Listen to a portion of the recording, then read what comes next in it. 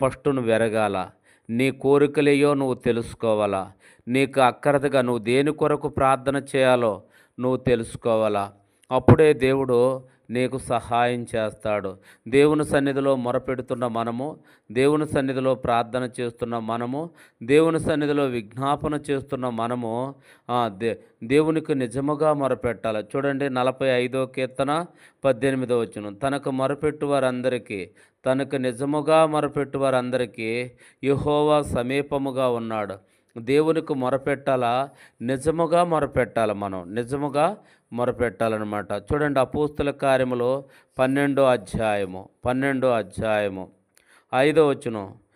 పేతురు చెరసాల్లో ఉంచబడి ఉండెను. సంఘమైతే అతని కొరకు అత్యాసక్తితో దేవునికి ప్రార్థన చేయుచుండెను.